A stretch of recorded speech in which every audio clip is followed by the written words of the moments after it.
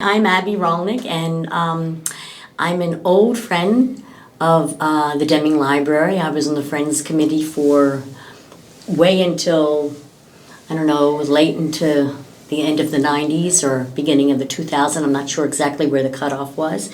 I The library was always and has always been and will always be what forms me. I started out, I moved to Deming when I was 30, and I had no running water, no electricity. I was what I think they call one of those hippies, and I found myself, screaming for education, screaming for something, and I also had some screaming kids. I needed to get out. So what did I do? Is I went to the library, and at that time it was in a little hole in the wall in high school, and it's only open a certain amount of times. It turns out that by doing that, I got entered into the world of Deming because I was an outsider. And being an outsider in a small town where everybody knows everybody, you don't have a way in. But the library was my way in. And so every time it was open, there I was with my kids. And that's when I started meeting Frances, who was the librarian at the time, and turns out she became my best friend, and my best friend for life. So it's that connection where we started to work together and get an idea together, and so the Friends of the Deming Library had to come together because we had to move, and what I knew then was that if I didn't have the library, nobody would have the library. If I couldn't educate my kids and have that break where the librarians would actually take the kids to the bathroom because we didn't have running water, we didn't have a toilet. They would show them how the toilet went because they said, "Why is Will in the bathroom so long?" And I said, "What's he doing? What's he doing?" And he was watching the toilet go down. So it was an education not meant to be, but that's how it was. And so I know that none of us had money, but we all had a dream.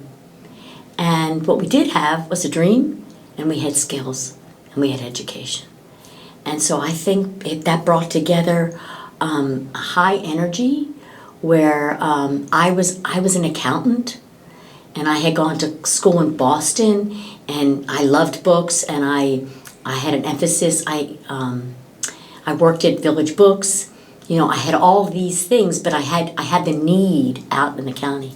So I became the treasurer, and we started raising money and getting a format, and we had to get the 501k, we had to get our nonprofit, and I dealt with all the,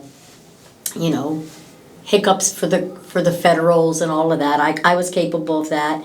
And then there was other people who would do the fundraising in terms of fish, and we would sell fish, the fishermen and all of that. But one thing that we had to get matching funds. And so I put on that professional hat and got dressed up and drove out. I think I had a PT Cruiser. I'm not sure what I had at the time. But we got matching funds from Alcoa and BP, and that was incredible. And I think that once we gelled everything, the hard part was because then we found out that the casino was moving across the street.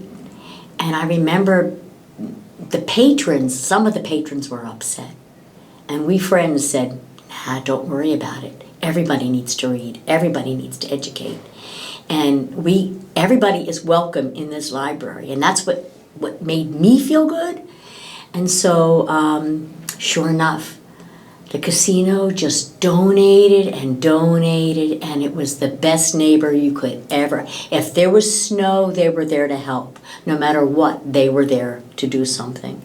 And so I think that's where the community really gelled. There was no divisions. And I think that's what I'm proud about libraries. And I think that's, if we're going to keep the world sane, and we're going to get the best out of everybody, we need our libraries. And so I look back now, and I'm a writer.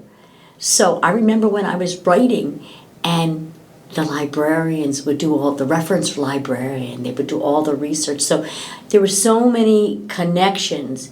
And I think once or twice a month we had our meeting, the friends met.